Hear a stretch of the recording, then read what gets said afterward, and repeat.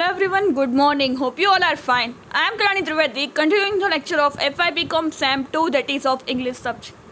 We have completed the textbook, that is Bliss. From textbook we have completed unit 6 to 10. Now we are as a grammar topic. We have 3 grammar topics in our text, in our syllabus, that is parts of speech, paragraph writing and information transfer. So now we are starting from the first grammar topic, that is parts of speech. Parts of speech એટલે કે સ્પીચના ભાગ. Speech એટલે કે આપણે જે બોલીએ છીએ વાક્યના ટુકડા. બાકીના ટુકડા કરીએ તો એમાં શું આવે? ફોર એક્ઝામ્પલ કોઈ બી એક વાક્ય લઈએ, આઈ એમ અ ટીચર, તો એમાં શું આવ્યું? આઈ સબ્જેક્ટ, કર્તા noun, verb object, subject verb object, એમાં અલગ અલગ noun, verb, adjective, adverb, preposition, conjunction, interjection, એવું બધું આવે. તો એ પાર્ટ્સ ઓફ સ્પીચ કહેવાય છે.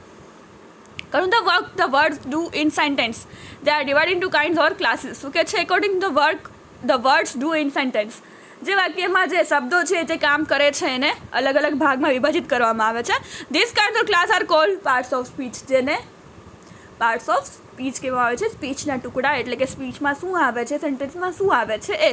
જ્યારે આપણે કંઈ પણ લખીએ છીએ કે બોલીએ છીએ ત્યારે શબ્દોનો ઉપયોગ કરીએ છીએ. સામાન્ય રીતે આપણે આ શબ્દોને સમૂહમાં વાપરીએ છીએ. સંપૂર્ણ અર્થ ધરાવતા શબ્દોના સમૂહને વાક્ય કહેવામાં આવે છે. વાક્યમાં વપરાતા શબ્દોના કાર્ય અનુસાર તેઓને જુદા જુદા પ્રકારો અને વર્ગોમાં વહેંચવામાં આવે છે, જેને પાર્ટ્સ ઓફ સ્પીચ કહેવામાં આવે છે.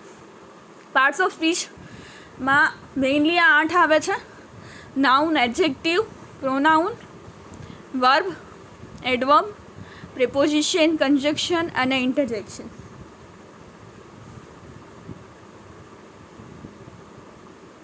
નાઉન એટલે આપણને ખબર છે, નેમ ઓફ પ્લેસ, પર્સન અને થિંગ, વ્યક્તિ, વસ્તુ કે સ્થળનું નામ. એડજેક્ટિવ એટલે વિશેષણ જે નાઉનને ડિસ્ક્રાઇબ કરતું હોય, that is adjective. She is beautiful. Pronoun એટલે કે જે નાઉનની જગ્યાએ વપરાય છે, આઈ, મી, માય, હી, સી, ઇટ, જે નાઉનની જગ્યાએ વપરાય છે, નામની જગ્યાએ વપરાય છે અને સર્વનામ કહેવામાં આવે છે. વર્બ એટલે ક્રિયાપદ, વોકિંગ, ઇટિંગ, સ્લીપિંગ, એ બધા ક્રિયાપદ છે, ક્રિયા બતાવે છે.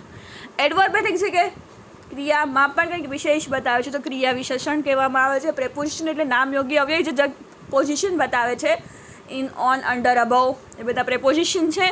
કન્જંક્શન એટલે વાક્યને બે જોડે છે, એન્ડ, ઓર, બટ, જોડાણકારી શબ્દ, and, or, but, neither, or, either, nor, એ બધા એવા બધા ઘણા બધા શબ્દોથી if, but, so, because of, એ જે બે વાક્યને જોડે છે એને કન્જંક્શન કહેવામાં આવે છે. ને ઇન્ટરજેક્શન એટલે ઉદ્ગાર વાક્યો, ઓ, આ, અલ્લાસ, હુર્રા, બ્રાવો, એ બધા ઉદ્ગાર વાચક શબ્દ છે. હવે શરૂઆત કરીશું વર્બ્સથી. ક્રિયાપદ જે મહત્ત્વનું છે. Verb is the most important parts of speech, સૌથી મહત્ત્વનું હોય, કેમ કે ટેન્સની શિક્ષણ પણ એને જ લાગે છે. Mainly verbs are divide into 2 parts. વાક્યમાં ટેન્સ કોને લાગે છે?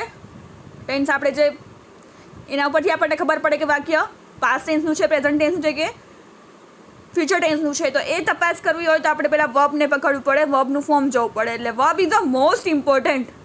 વર્બ શીખી ગયા એટલે ખબર પડી ગઈ વાક્યમાં કે કયા ફ્યુચર ટેન્સનું છે, કે પાસ્ટ ટેન્સનું છે, કે પ્રેઝન્ટ ટેન્સનું વાક્ય છે. ખ્યાલ તરત જ આવી જશે. તો વર્બના 2 પ્રકાર છે, મેઇન વર્બ અને ઓક્ઝિલરી વર્બ, જે આપણે ક્યારેય નથી સાંભળ્યા. ક્રિયાપદ એટલે ક્રિયાપદ હોય, એના થોડી પ્રકાર હોય, પણ અહીંયા આપણે બધા પાર્ટ્સ ઓફ સ્પીચને ડિટેલ્સમાં ભણીશું કે વર્બ્સના પ્રકાર 2 છે.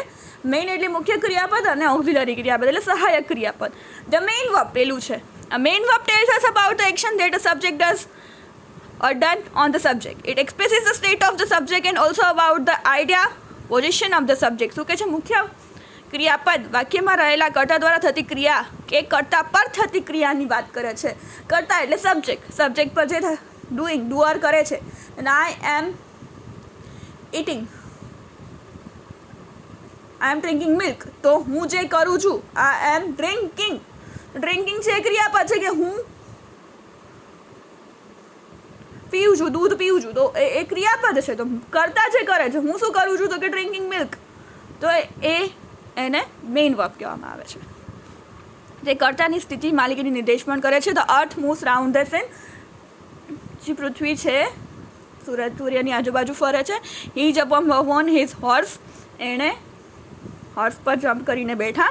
વી આર ઇન્ડિયન્સ. આપણે લોકો ભારતીય છીએ. I have no time to waste. મારી પાસે ટાઈમ વેસ્ટ કરવા માટે નથી. તો એમાં જે બ્લેક કલરનું ડાર્ક કરેલું છે એ બધા ક્રિયાપદ છે. મૂવ્સ, જમ્પ્ડ, આર, હેવ, આ બધા મુખ્ય ક્રિયાપદ છે. ઉપરોક્ત ઉદાહરણમાં રહેલા રેખાંકિત ક્રિયાપદો સ્વતંત્ર રીતે વિધેય રચે છે, તેથી તેઓ મુખ્ય ક્રિયાપદ છે.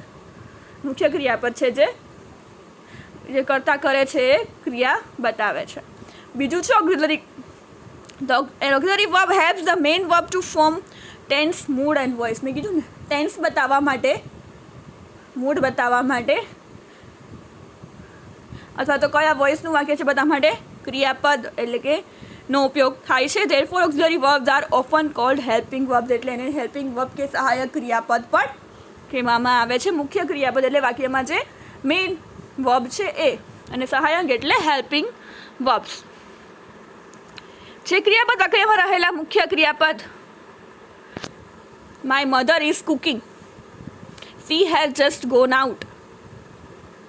Do not disturb me. When did you do that. Latif was arrested. The cooking, gone out, disturb, do, arrested, work hard, you should. ઉપરોક્ત રહેલા is, has, do, did, was ને should એ સારા ક્રિયાપદ છે. આપણે ઓમાં મેઇન કુકિંગ ને એ બધા જે મેં બોલી એ મેઇન મુખ્ય ક્રિયાપદ હતા. અત્યારે આમાં હેલ્પિંગ વર્બમાં કયા આવશે તો કે has, do, did, should, was આ બધા સહાયક ક્રિયાપદ એટલે કે હેલ્પિંગ વર્બ છે. અને Cook, go, disturb, do, arrest અથવા વર્ક જેવા છે એ મેઇન વર્બ છે. હવે ઓક્ઝિલરી વર્બ્સ કયા કયા આવે તો એમાં જોઈએ. ઓક્ઝિલરી વર્બ્સ મેઇન વર્બ એટલે કે જે મેઇન મુખ્ય ક્રિયા બતાવતો એવા શબ્દો. અને ઓક્ઝિલરીમાં કયા આવશે તો હવે જોઈએ. ઓક્ઝિલરીના પણ બે ટાઈપ્સ છે, પ્રાઇમરી ઓક્ઝિલરી વર્બ્સ અને મોડલ ઓક્ઝિલરી વર્બ્સ. પ્રાઇમરીમાં કયા આવશે? To be, to do, to have. ત્રણ પહેલાં main to be, to do, to have. બીમાં એમ આર એટલે કે જે પ્રેઝન્ટ ટેન્સમાં વપરાય છે અને વોઝ વેર પાસ્ટ ટેન્સમાં વપરાય છે. હેવમાં હેવ હેઝ પ્રેઝન્ટ ટેન્સમાં વપરાય છે અને હેડ પાસ્ટ ટેન્સમાં વપરાય છે. ડુમાં do does did. Do does છે પ્રેઝન્ટ ટેન્સ એટલે કે વર્તમાન કાળમાં વપરાય છે અને ડીડ છે પાસ્ટ ટેન્સમાં વપરાય છે. મોડલ ઓક્ઝિલરીઝ આપણને બધાને ખબર છે. Shall, will, shall, should, will, would, can, could, may, might, must, ought to, used to, dare અને need. આ બધા છે મોડલ ઓક્ઝિલરી છે જે આપણે સ્કૂલથી આપણે ભણીએ છીએ, પણ આપણને પ્રાઇમરી ઓક્ઝિલરી વર્બ્સ ખબર નથી કે આ પ્રાઇમરી કહેવાય છે. To be, to do, to have. બીના રૂપમાં આવશે એમ ઇઝ આર અને was were. Am is are present tense, was were past tense. Have has present tense, had past tense. Do does present tense અને did છે past ટેન્સમાં વપરાય છે. આ છે ઓક્ઝિલરી વર્બ્સ. હવે એને ડિટેલમાં જોઈશું. Primary auxiliary verbs. Primary auxiliary verbs be, have, ડુનો ઉપયોગ સહાયક ક્રિયાપદ તેમજ મુખ્ય ક્રિયાપદ તરીકે પણ થાય છે. તેથી તેઓ મુખ્ય ક્રિયાપદની જેમ જ 5 રૂપ થાય છે. To be, to do, to have. તો એમાં બીનું being, been, am is are અને વોઝ વેર. મેં જેમ કીધું am is are present tense અને એ વોઝ વેર પાસ્ટ ટેન્સ. બીનું બિંગાઈ થાય છે જે પ્રેઝન્ટ પાર્ટિસિપલ તરીકે વપરાય છે અને બીન છે પાસ્ટ પાર્ટિસિપલ તરીકે ભૂતકાળ કૃદંતમાં વપરાય છે. To have, having present participle. Had એટલે past participle. Have has present tense અને હેડ છે પાસ્ટ ટેન્સ. જે મેં બોલી એને જ કોઠા તરીકે આપેલું છે. ડુના રૂપમાં to do infinitive, doing present participle, done past participle, do does present tense અને does did past tense. I am a teacher, main verb. I am teaching auxiliaries now, auxiliary verbs. Natu was my friend, main verb. He was studying English then, auxiliary verb. She has a nice purse. તમને ખ્યાલ આવી જાય કે એક main જ verb હોય તો બતાવી દઈએ કે મેઇન વર્બ છે અને ખબર પડી જાય બીજામાં કે કારણ કે I am teaching auxiliaries now. Teaching અને auxiliaries તો auxiliary verb છે, હેલ્પિંગ વર્બ છે. સ્ટડીંગ ઇંગ્લિશ ધેન તો ઓક્ઝિલરી વર્બ છે.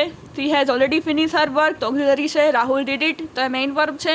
They did not cooperate us તો એ ઓક્ઝિલરી વર્બ છે. એટલે મુખ્ય ક્રિયાપદ અને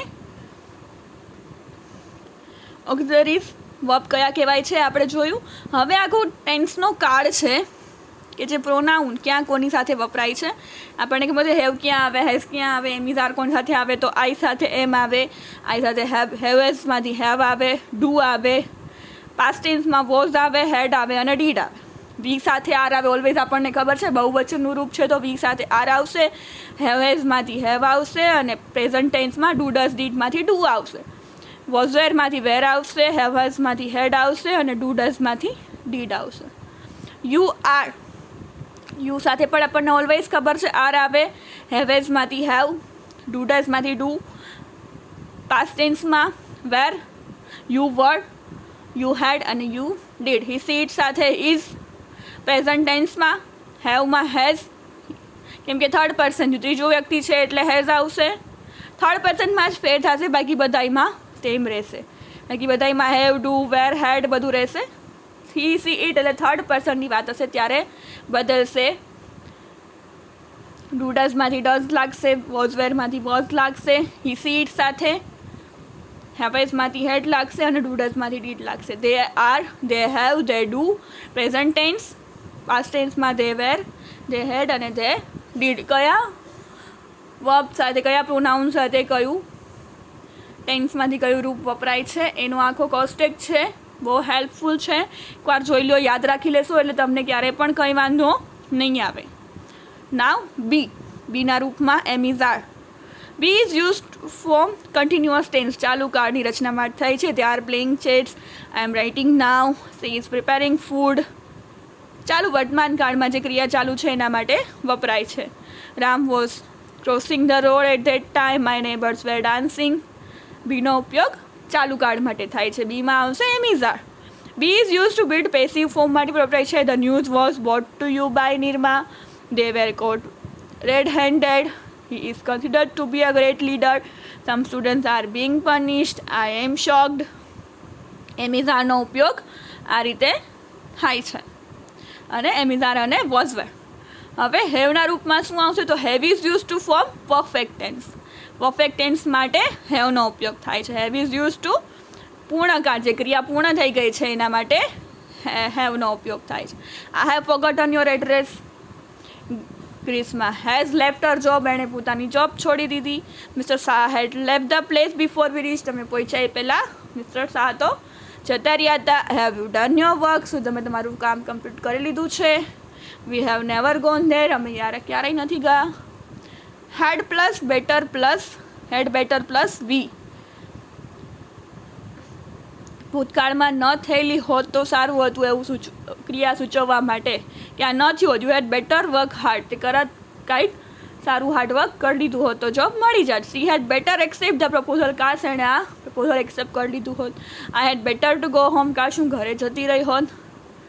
હવે ડુનું રોમ that we will discuss in the next lecture. So thank you for listening. Have a nice day.